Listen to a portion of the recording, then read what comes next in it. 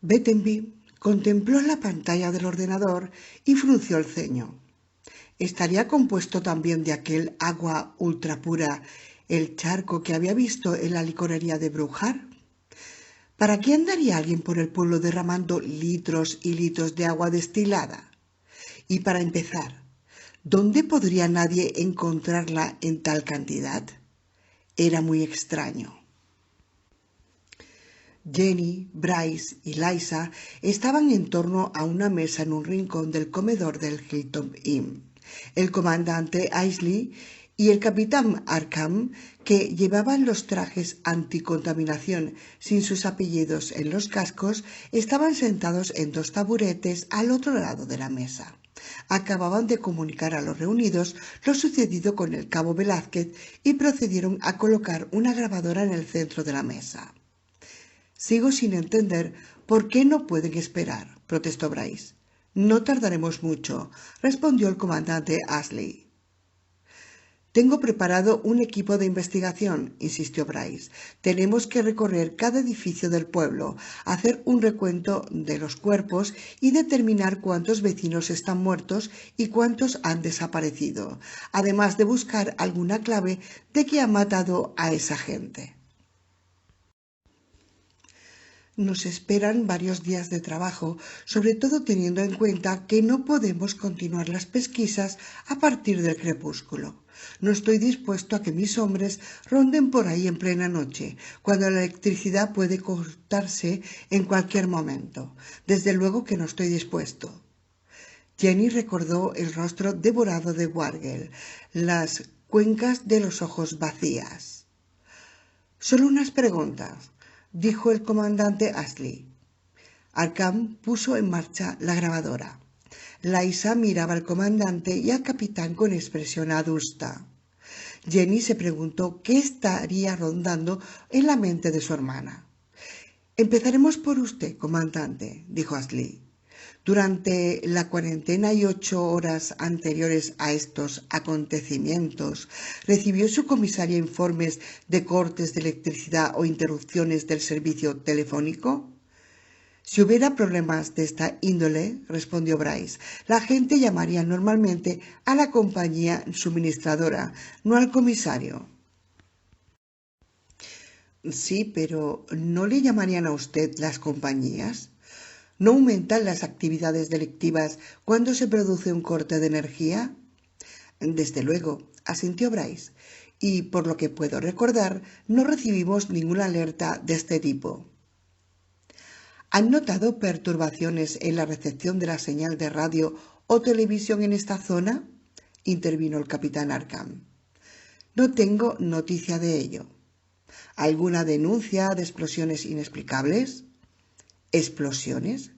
«Sí», insistió Ashley, «explosiones o estallidos de sonido o ruidos inusualmente elevados y de procedencia desconocida». «No, nada de eso». Jenny se preguntó a dónde diablos querían llegar los dos hombres. Ashley titubeó y dijo: «¿Algún informe sobre el vuelo de aviones inhabituales en las cercanías?» «No». «Ustedes no forman parte del equipo del general Copperfield, ¿verdad?», intervino Liza. «Por eso no llevan el apellido en los cascos. Y los trajes anticontaminación no les quedan tan ajustados como a los demás. Los de ellos son hechos a medida, mientras que los de ustedes están sacados del ropero», dijo Bryce. «Muy observador», comentó Ashley. «Si no pertenecen a la unidad de defensa civil», continuó Jenny, «¿qué diablos hacen aquí?» «De entrada, no queríamos sacar el tema a colación», explicó Ashley. «Pensábamos que quizá obtendríamos respuestas más claras de ustedes si no conocían previamente lo que estamos buscando». «No pertenecemos al cuerpo de sanidad del ejército», añadió Arkham. «Somos miembros de las fuerzas aéreas». «Proyecto Vigías del Cielo», dijo Ashley. «No somos exactamente una organización secreta, pero digamos que no nos interesa la publicidad». «¿Vigías del cielo?», dijo Liza, al tiempo que se le iluminaban los ojos. «¿Se refieren ustedes a los ovni? ¿Es eso?», ¿Platillos volantes? Jenny vio que Ashley fruncía el ceño al escuchar la expresión platillos volantes. No piensen que nos dedicamos a investigar cada testimonio que dice haber tenido un encuentro con unos hombrecillos verdes de Marte. Para empezar, no tenemos los fondos para hacerlo. Nuestra tarea es planificar los aspectos científicos, sociales y militares del primer encuentro de la humanidad con una inteligencia de otros mundos. En realidad, somos un grupo de analistas, más que otra cosa. Bryce meneó la cabeza.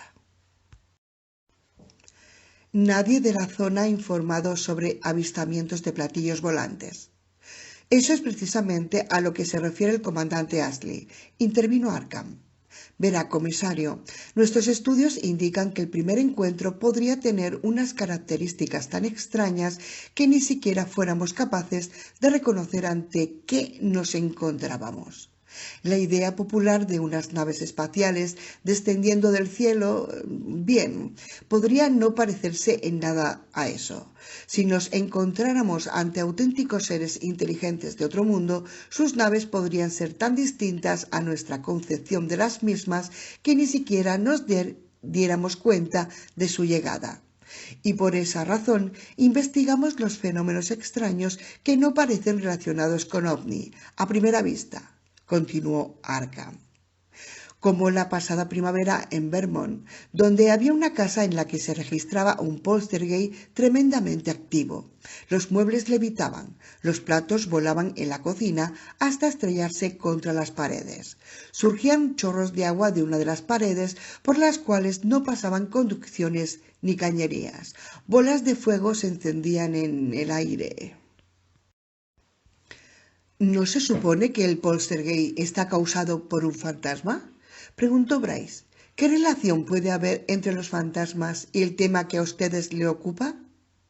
Ninguno, respondió Ashley. No creemos en fantasmas, pero nos preguntábamos si los fenómenos de poltergeist podían ser resultado de un intento fallido de comunicación entre especies. Si tuviéramos que comunicarnos con una raza alienígena que solo estableciera contacto por telepatía, quizá la energía psíquica no recibida podría provocar fenómenos destructivos del tipo que a veces se atribuye a algún espíritu maligno.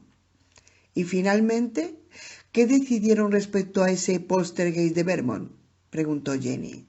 ¿Decidir? Nada, respondió Ashley. Solo que era interesante, añadió Arkham.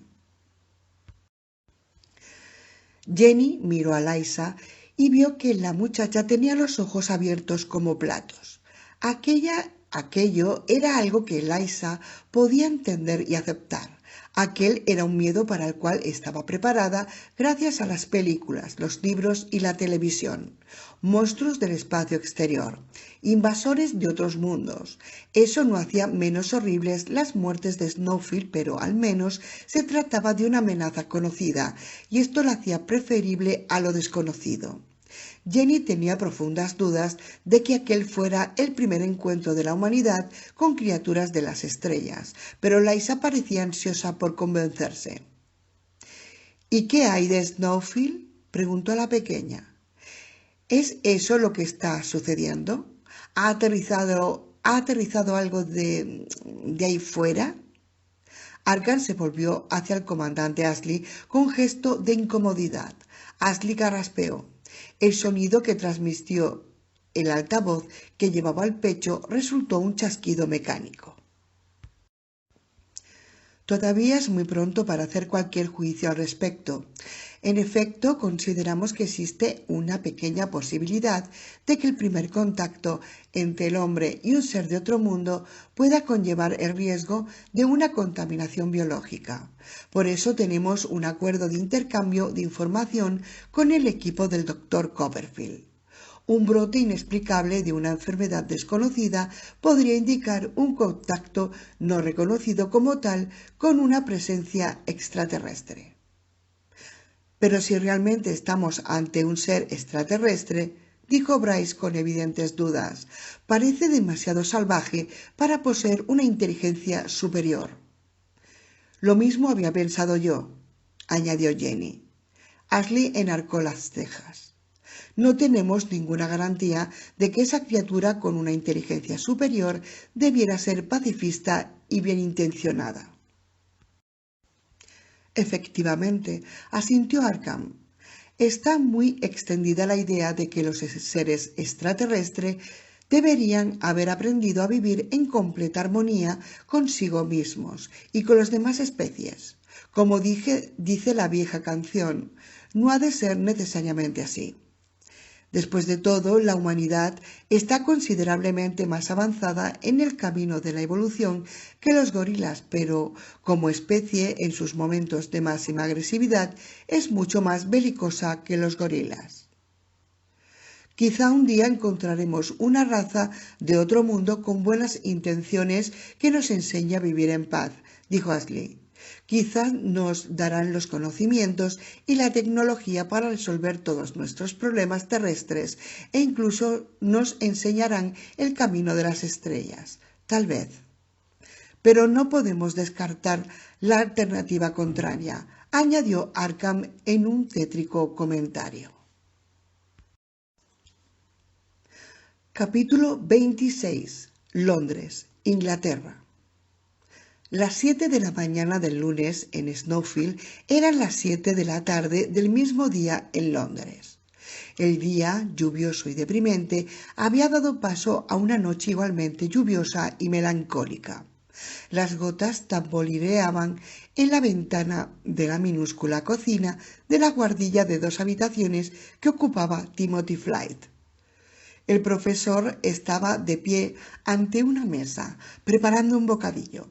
Después del espléndido desayuno con cava pagado por Bart Sandler, Timothy no se había sentido con hambre para almorzar y también había pasado por alto el té de las 5. Durante la jornada había recibido a 2 alumnos. A uno de ellos le daba clases particulares de análisis de jeroglíficos y al otro de latín. Saciado tras el desayuno, se había quedado casi dormido durante ambas lecciones. Una situación embarazosa, aunque por el poco dinero que le pagaban por las lecciones, los alumnos apenas podían quejarse si por una vez le vencía el sueño en mitad de una clase. Mientras colocaba una loncha de jamón cocido y otra de queso suizo sobre el pan untado con mostaza, oyó sonar el teléfono en el vestíbulo de la casa de huéspedes. No pensó que fuera para él, pues acostumbraba a recibir pocas llamadas. Sin embargo, segundos más tarde, llamaron a su puerta. Era el joven indio que ocupaba una habitación en la planta baja. Con su marcado acento, comunicó a Timothy que la llamada era para él, y urgente. ¿Urgente? ¿Quién es?, preguntó Timothy, mientras seguía al joven escalera abajo. ¿Le ha dado el nombre? ¿Sandler?, respondió el indio. ¿Sandler? ¿Bart Sandler? Durante el desayuno habían llegado a un acuerdo para una nueva edición de El antiguo enemigo, reescrita de cabo a rabo para atraer al lector medio. Tras la publicación de la obra, 17 años antes, había recibido varias ofertas para popularizar sus teorías sobre desapariciones en masa históricas, pero se había resistido a la idea considerando que la edición de una versión popular del antiguo enemigo sería dar argumentos a aquellos que le acusaban injustamente de sensacionalismo, fraude y codicia. Ahora, en cambio, los años de pobreza le habían hecho más abierto a la idea. La aparición de Sandler en escena y su oferta de contrato había llegado en un momento en que las penurias económicas de Timothy, cada vez más acusadas, habían llegado a una situación límite. Realmente era un milagro. Por la mañana Sandler y él habían determinado un anticipo de $15,000 a cuenta de los derechos de autor. No era una fortuna, pero aquellas casi 8,000 libras esterlinas eran más dinero del que Timothy había visto en muchísimo tiempo, y en el momento en que se hallaba parecía una cantidad desorbitada. Mientras bajaba la estrecha escalera hacia el vestíbulo, donde se hallaba el teléfono sobre una mesita y debajo de una reproducción barata de un cuadro mediocre, Timothy se preguntó si Sandler llamaría para echarse atrás del acuerdo. El corazón del profesor latía con una fuerza casi dolorosa. «Espero que no sea ningún problema», dijo el joven indio antes de entrar nuevamente en su habitación y cerrar la puerta. Flite levantó el auricular. «¿Sí? Dios mío, ¿ha leído usted el periódico de la tarde?», preguntó Sadler con una voz chillona casi histérica. Timothy se preguntó si su interlocutor estaría borracho. ¿Eso era lo que consideraba tan urgente? Antes de que pudiera responder, Sadler continuó hablando. «Creo que ha sucedido. Cielo santo, doctor Flite, creo que ha sucedido de verdad. Viene en el periódico de hoy y dan la noticia por la radio. Todavía no hay muchos detalles, pero tiene todo el aspecto de haber sucedido». A la preocupación del profesor por el contrato del libro se unía ahora la irritación. «Por favor, señor Sadler, ¿no podría ser más explícito?». «El antiguo enemigo, doctor Flite. Uno de esos seres ha actuado de nuevo. Precisamente ayer, en un pueblo de California, hay numerosos muertos y la mayoría de los vecinos ha desaparecido. Centenares de personas, todo un pueblo borrado del mapa». «Que Dios les proteja», musitó Flite. «Tengo un amigo en la oficina de Londres de la Associated Press y me ha leído los últimos datos recibidos», dijo Sadler. «Sé cosas que todavía no han aparecido en la prensa. Lo más importante es que la policía de California ha lanzado una orden de búsqueda a su nombre.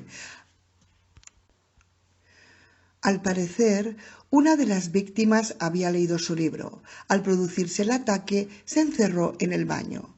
No le sirvió de mucho, pero tuvo tiempo suficiente para escribir su nombre y el título del libro en el espejo». Timothy estaba sin habla. Había una silla junto al teléfono y de pronto tuvo necesidad de sentarse en ella.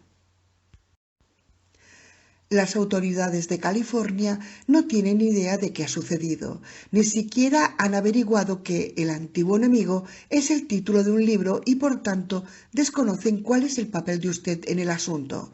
Creen que se trata de un ataque con gases nerviosos, una acción de guerra biológica o incluso un contacto extraterrestre. Sin embargo, el hombre que escribió su nombre en el espejo sabía a qué se refería. Y nosotros también.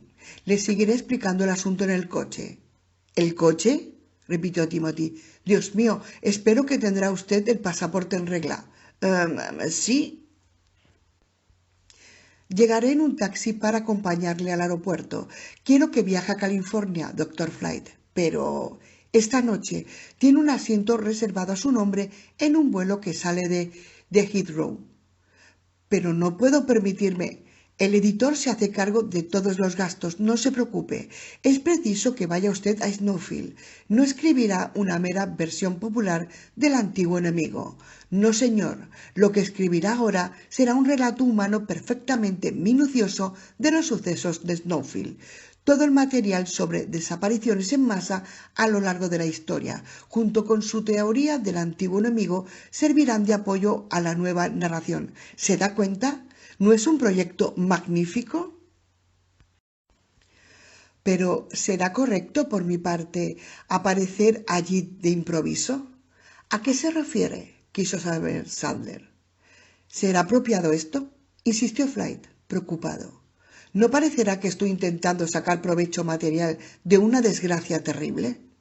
Escuche, doctor Flite, va a haber un centenar de charlatanes buscándose la vida en Snowfield, cada uno con un contrato para un libro en el bolsillo.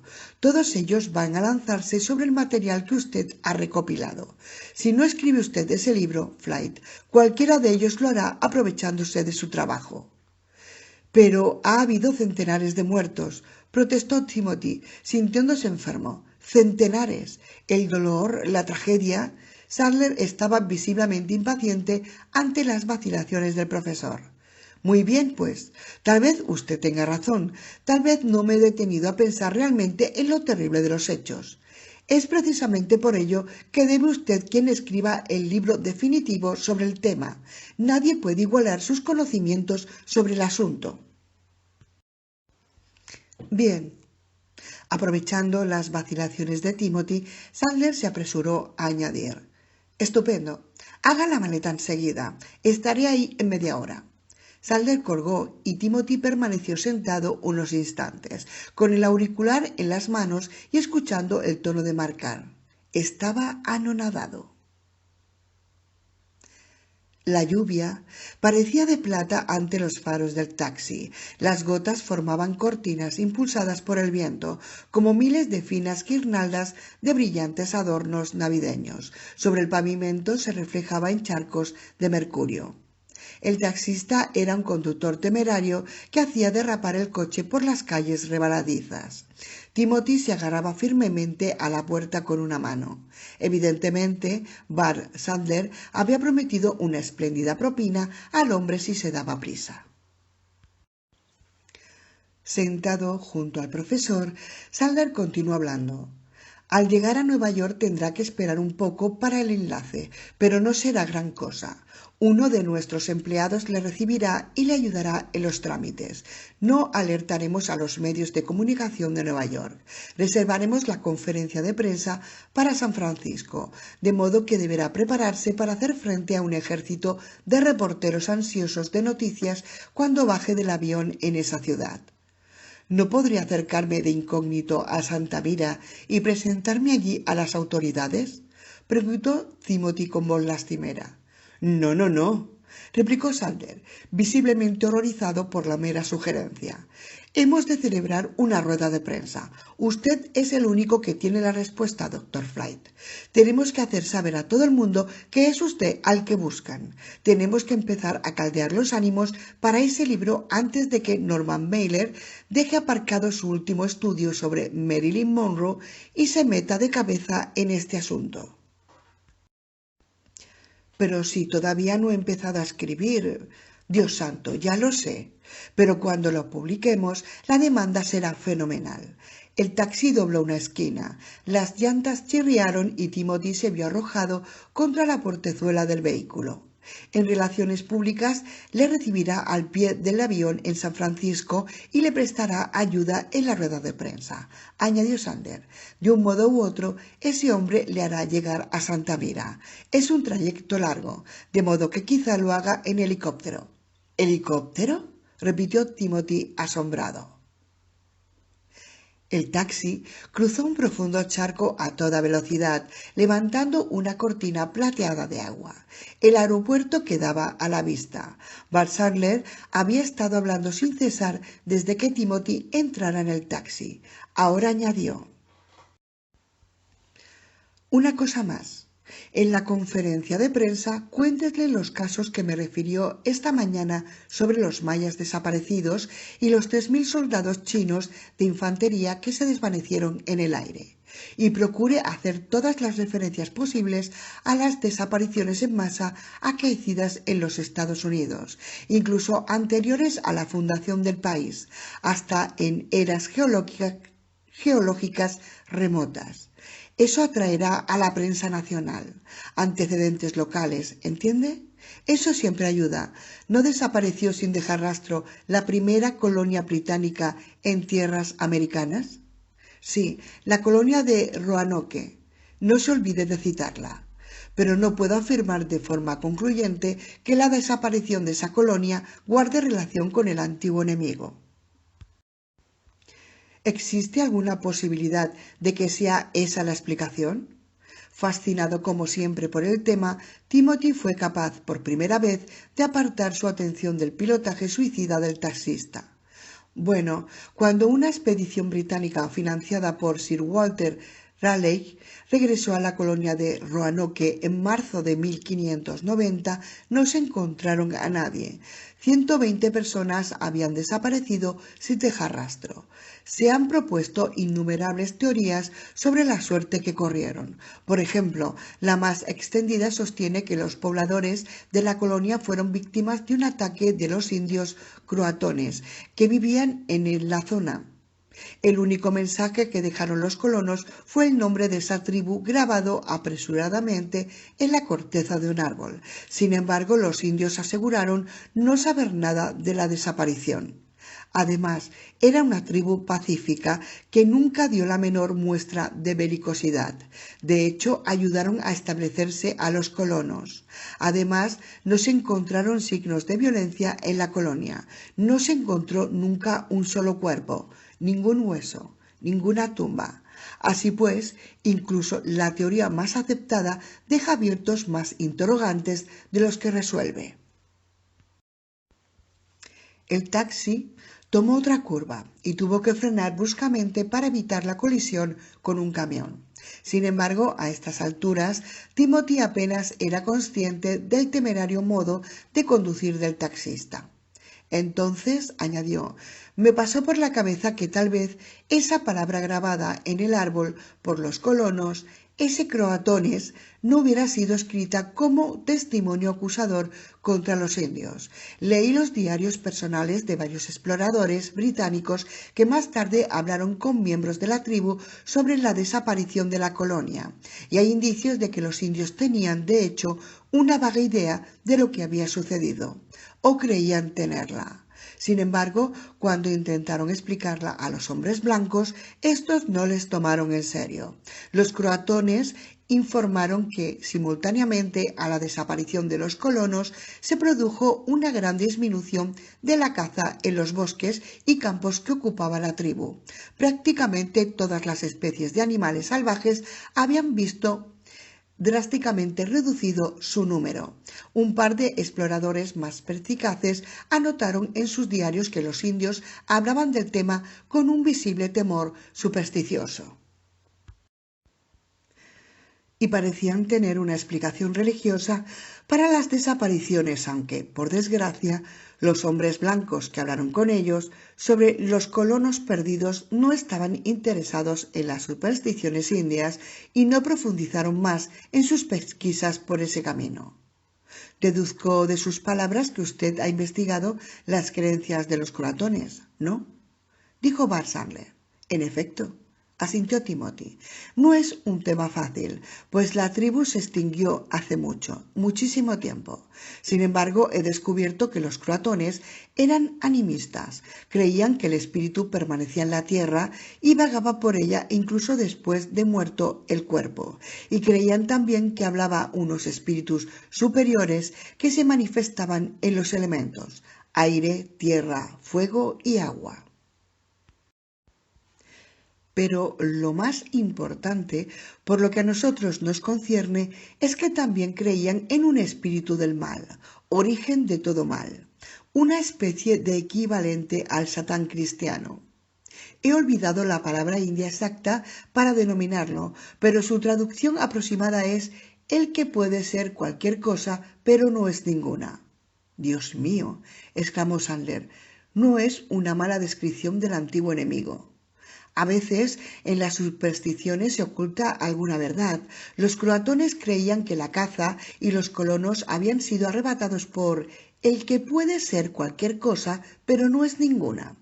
Así pues, aunque no puedo afirmar tajantemente que el antiguo enemigo tuviera algo que ver en la desaparición de los integrantes de la colonia de Roanoke, me parece que el asunto contiene los indicios suficientes como para tomar en cuenta tal posibilidad. Fantástico, exclamó Sandler. Cuente todo eso en la conferencia de prensa en San Francisco. Expóngalo tal como acaba de explicármelo a mí. Exactamente. El taxi se detuvo con un chirrido de las llantas frente a la terminal del aeropuerto. Bart Sandler puso un puñado de billetes de 5 libras en la mano del taxista. Después echó una ojeada al reloj. Ahora, doctor Flight, suba usted a ese avión. Desde su asiento de ventanilla, Timothy Flight vio desaparecer las luces de la ciudad bajo las nubes de tormenta. El reactor ascendió como una saeta bajo la fina lluvia. Muy pronto el aparato dejó atrás la capa de nubes y la tormenta. Ahora el cielo aparecía totalmente despejado. La luz de la luna se reflejaba en la agitada masa nubosa y la noche en torno al avión contenía una luz tenue y espectral. La señal de mantener puesto el cinturón de seguridad se apagó. Flies se desabrochó el suyo, pero no logró tranquilizarse. Su mente estaba tan agitada como las nubes de tormenta que habían dejado atrás. La azafata recorrió el pasillo ofreciendo bebidas y Fly pidió un whisky. Se sentía como un resorte a punto de saltar. De la noche a la mañana su vida había cambiado radicalmente. En un solo día había tenido más emociones que en todo el año anterior. La tensión que le atenazaba no le resultaba desagradable. Se sentía más que contento de haber dejado atrás su deprimente existencia y se estaba acoplando a aquella nueva vida y mejor con la misma rapidez con que se habría cambiado de ropa. Al hacer públicas de nuevo sus teorías, Fly se exponía al ridículo y a levantar otra vez las viejas acusaciones y polémicas, pero también había una posibilidad de que al fin pudiera demostrar la verdad en cuanto afirmaba. Llegó su whisky y lo apuró de un trago. Pidió otro. Poco a poco fue tranquilizándose. En torno al avión, la noche no tenía fin. Capítulo 27. La huida. Desde la ventana cerrada por gruesos barrotes de su celda provisional en el depósito de detenidos, Fletcher Cale tenía una buena vista de la calle. Durante toda la mañana había observado cómo iban congregándose periodistas. Debía de haber sucedido algo realmente gordo.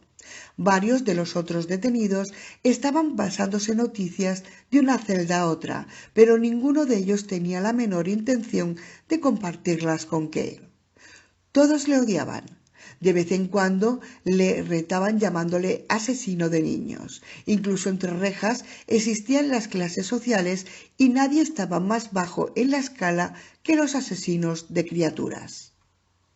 Resultaba casi divertido. Incluso los ladrones de coches, los asaltantes callejeros, los rateros de piso, los atracadores de bancos y los desfalcadores necesitaban sentirse moralmente superiores a alguien, acosando e insultando a quien había hecho daño a un niño. De algún modo se sentían, en comparación, santos varones.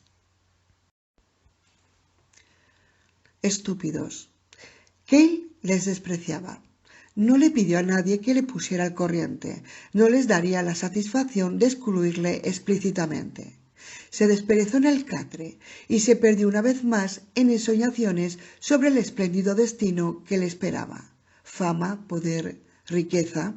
A las 11:30 todavía estaba acostado en el catre cuando vinieron a buscarle para conducirle al juzgado con una doble acusación de asesinato.